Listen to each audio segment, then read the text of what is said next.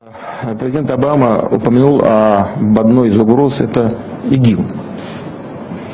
Ну а кто помогал вооружать людей, которые в Сирии боролись с Асадом-то? It's a disaster, and here's the thing. We've been funding people who are allied with ISIS. ISIS is stronger because we've been funding Islamic rebels in Syria. It's a big mistake. It's a big mistake. In this video clip, you're going to hear John McCain accidentally reveal that the United States wanted to arm ISIS. So, here you go. Already, the meeting in the White House over 2 years ago, everyone in the National Security Team recommended arming ISIS. Arming ISIS. Arming ISIS.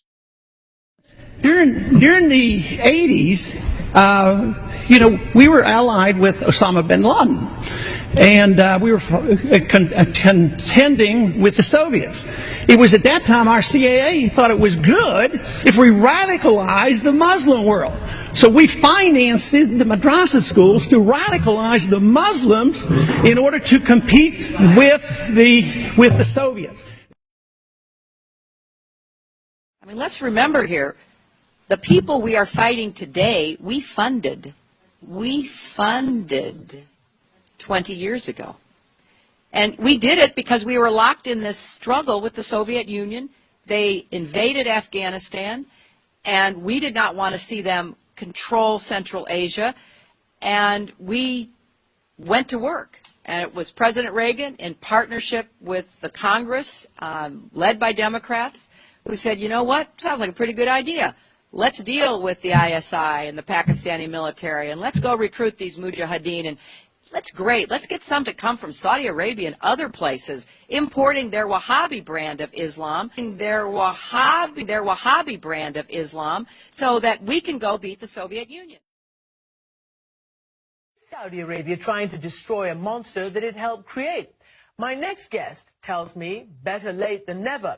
Saudi prince and billionaire businessman Al-Walid bin Talal joined me earlier from Paris. Doesn't Saudi Arabia also bear so much of the brunt of the blame for the rise of ISIS and such groups? So when the Syrian civil war began, Saudi Arabia and many other Gulf countries and many other countries in the world also supported all those groups that were trying to topple the regime over there. And unfortunately, the result of that was the rise of ISIS. The rise of ISIS.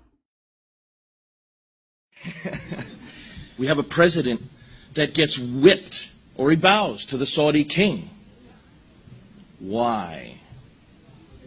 So, what if him and his administration are intent on killing the American dream by giving it away, surrendering it, or funding the Muslim Brotherhood and the Arab Spring to form the caliphate that is coming? All the Muslim countries say, death to America. We're the big Satan. Now, funding them and giving them weapons, is that not treason?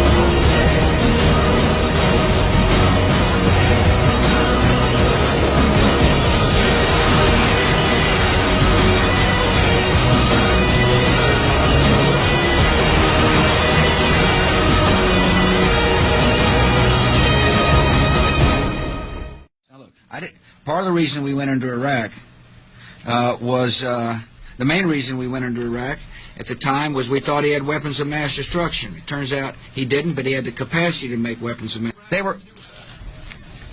What did Iraq have to do with what? The attack on the World Trade Center. Nothing, except for it's part of And nobody's ever suggested in this administration that Saddam Hussein ordered the attack. Iraq was a